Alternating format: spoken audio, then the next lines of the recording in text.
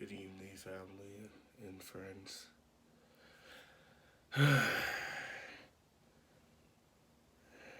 It's been very interesting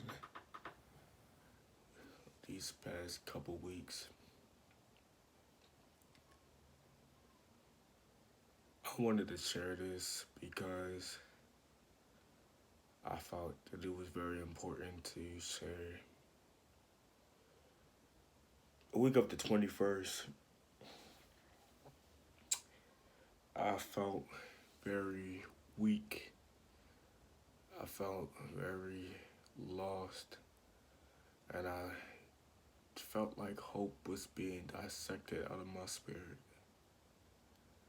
I wasn't happy with life. I couldn't stand it. It just wouldn't it didn't make sense to me because what I pictured life to be is not how it is now. While I was in the hospital, I was reflecting on a couple things. One was my past, my happiness, and my parents. Starting with my past, I was just thinking about just how everything is unfolding, how things happen, and I was just thinking about the people that was impacted in my past. Um, my past is something I really don't like to be proud of because I had no power and I didn't have a say into anything that has transpired. But my mind was so heavy on it because I just think about how everything happened with my mother and my father, how the courthouse, how things was taken from me and my mother, and justice was not given. But I think about that because it's like that's like the foundation of what I'm planning to rebuild. Like sometimes you have to rebuild what your enemies broke. Sometimes you gotta take the time in your life to rebuild your kingdom. Cause once your enemies step foot in your kingdom, they're gonna try their best to mess everything up. So I was just thinking about that, like had my own little room, had my journal and stuff. I was just writing down, meditating.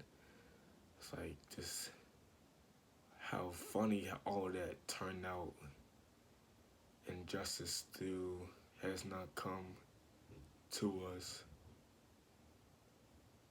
But they all say your past is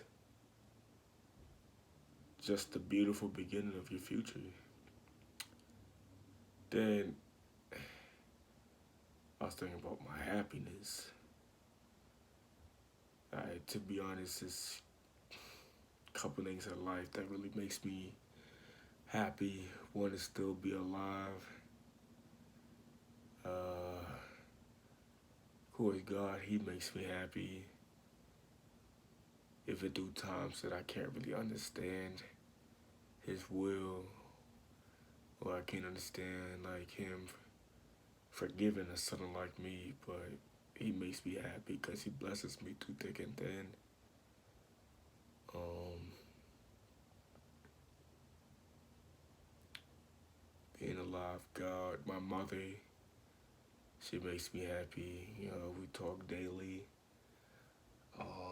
She understands me, and she's more flexible with me.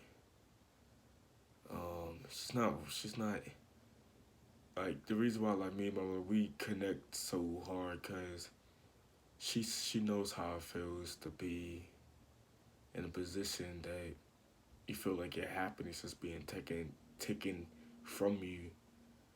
You know, She knows how it feels to have anxiety, depression, suicidal thought. She knows how I feel. She's been there, you know. That's why I like adults that can actually like say I actually been where you're standing. So when they give advice, the advice makes sense. It's not just I'm just gonna just pray over it, do this, do that, do this. Not it's that parenting advice that actually comes from the heart, not that BS that so-called parents would just to throw out there just because they don't want to deal with the situation. So they just tell you to pray on it, you know. But she's actually been there, so she makes me happy because, like I said, she's flexible with me. You know, like she understands how it is. You know, every time I go do something, she's always there, like to like really talk to me. When I was in the hospital, I talked to her from the day going in and the day coming out. She spoke love, peace, and wisdom to me. And then with my queen, she's not that type of parent that would just. Cause see, people know Kenzie means a lot to me, and knows that's my only hope. But I think like people they just don't care. They just don't wanna. They don't care about my only hope. They don't care about this, that. But my mom, she actually does understand. So that's why when it comes out to my moving date, Kenzie will be moving with me because my mom understands. My mom being alive, God, my mom, and Kenzie. You know, there's a lot to say about Kenzie. A really laid back girl, has the biggest heart of compassion. She actually cares for people, and she's somebody who actually sticks close to me through thick and thin. You know, I think about just everything in my life, and she's the one piece that's really keeping me together. I wake up, I smile, live life, and she's there to hear hear me out. She's there to let me know everything's gonna be alright. You know, so I put all that together, and it says, what can I put? What if I put all that together? What can I make of all of it?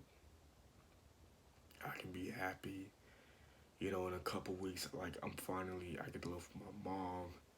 Even though that should have been like that since the beginning of my life, but I guess everything works out for the good who loves the Lord.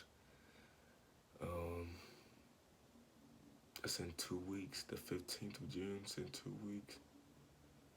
I get to finally move my stuff up with my mom. Get to finally get that push I need. Get to finally have a clear, sound mind. Get to finally be happy, be free. I don't really gotta ask nobody to be happy. I don't gotta ask nobody for favors. This, that, because I'm gonna be in my mom's hands, and I'm not just gonna be in her hands. I'm in mostly God's hands because He has afforded me the time to go back home. I'm highly excited. Like it's gonna feel kind of different because, like I said, I was always raised that this is home. Like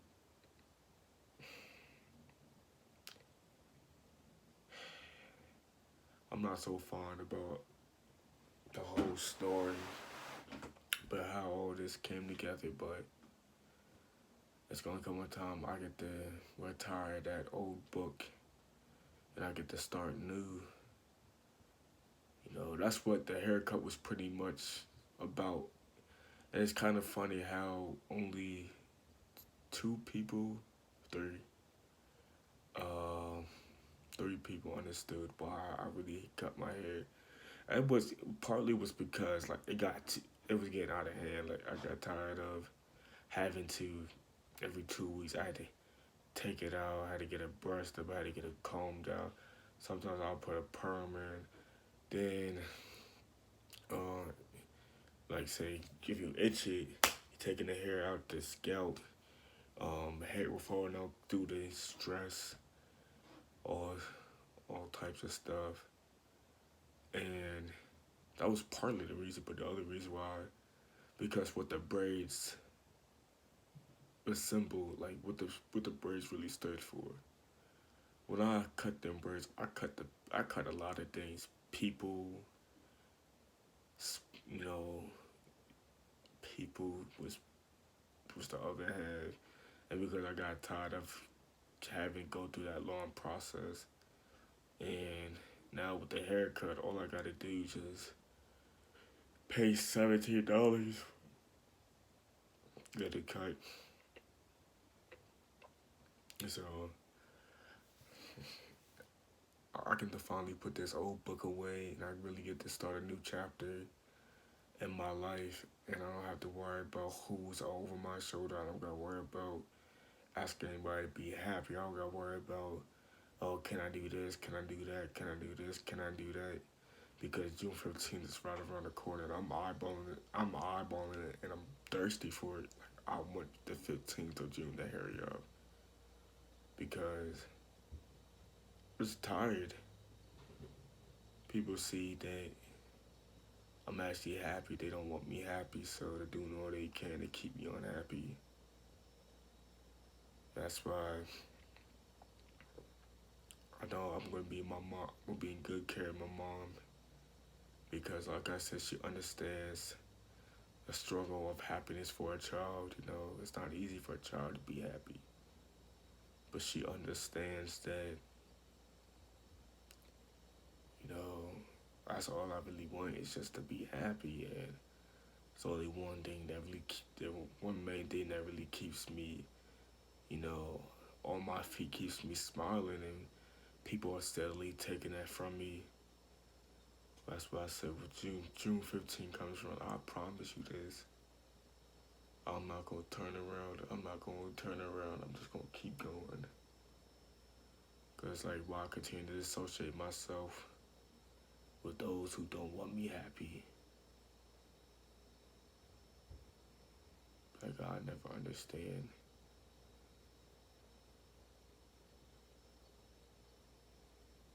They don't want me happy, so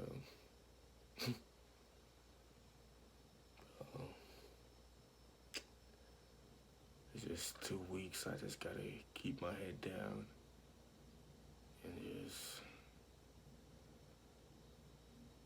try and do what I gotta do for these 2 weeks.